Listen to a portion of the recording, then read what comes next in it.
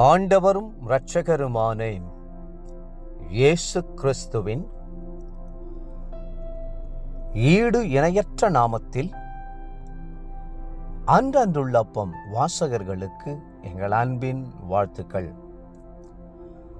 2026 ஆண்டு ஏப்ரல் மாதம் 29 புதன்கிழமைக்குரிய தின தியானம்.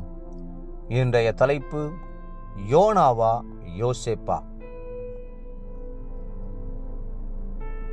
யோனா 1:12 சொல்லுகிறது, என் நிமித்தம் இந்த பெரிய கொந்தளிப்பு உங்கள் மேல் வந்ததென்பதை நான் அறிவேன். உங்கள் குடும்பத்தில் யோனா யார்? கொந்தளிப்பும் பெருங்காற்றும் குடும்பம் உடைந்து விடுமோ என்கிற நிலைமையும் யாரால் வருகிறது? சாபங்களும் பாவங்களும் உங்கள் குடும்பத்தை சூறையாட காரணம் நீங்கள்தானா? ஒரு யோனாவால் முழு கப்பலிலும் போராட்டம் வந்தது. கப்பலே உடையும் என்று நினைக்கத்தக்க பெரிய கொந்தளிப்பு கடலிலே உண்டாயிற்று. கப்பல்காரர்கள் பயந்தார்கள். சரக்குகளை கடலிலே எறிந்தார்கள். மாலுமி தத்தளித்தான். தங்கள் தேவனை நோக்கி ஒவ்வொருவரும் கதறினார்கள், கூக்குரலிட்டார்கள்.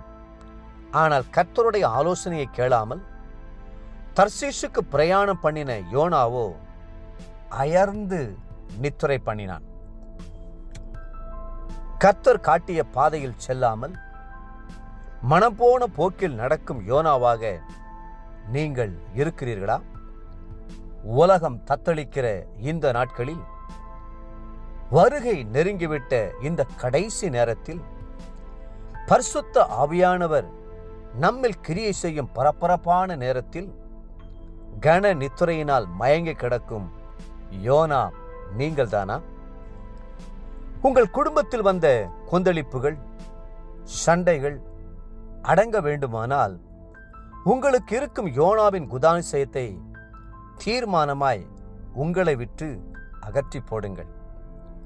அது விபச்சார எண்ணமோ, இச்சைகளை தூண்டும் சுபாவமோ, திருட்டு சுபாவமோ, கீழ்ப்படியாமையோ எதுவாயிருந்தாலும் கிறிஸ்துவின் இரத்தமாகிய கடலிலே தூக்கி போடுங்கள். மனஸ்தாபப்பட்டு பாவங்களை விட்டுவிட்டு கிறிஸ்துவண்டை திரும்பி வாருங்கள். உங்கள் பாவத்து நிமித்தம் ஒன்றுமறியாத உங்கள் குடும்பம் ஏன் தத்தளிக்க வேண்டும்? புது சிருஷ்டியாய் மாற தீர்மானம் செய்யுங்கள். அப்பொழுது கொந்தளிப்பு அடங்கி சமாதானம் ஏற்படும். தெய்வீக ஆசீர்வாதம் பெருகும். ஒரு யோனாவினால் எல்லாருக்கும் நஷ்டம் பாருங்கள். அதே நேரத்தில் பழைய ஏற்பாட்டில் உள்ள யோசேப்பின் வாழ்க்கையை தியானித்து பாருங்கள். அவனுடைய வாழ்க்கையால் எல்லாருக்கும் ஆசீர்வாதம். அவனை அவனுடைய சகோதரர்கள் குழியிலே தூக்கி போட்டார்கள். மீதியானிய வியாபாரிக்கு விற்றார்கள். ஆனால் அவனோ எகிப்திலே உயர்த்தப்பட்டு தன் சகோதரர்களுக்கெல்லாம் தானியம் வழங்கினான். பிற்காலத்தில் தகப்பனை தன்னிடத்தில் வரவழைத்தான். தகப்பனையும் சகோதர சகோதரிகளையும் இனத்தவர்கள் அத்தனை பேரையும் எகிப்தில வைத்து பராமரித்து போஷித்தான். யோசேப்பினால் எவ்வளவு ஆசீர்வாதம் பாருங்கள்.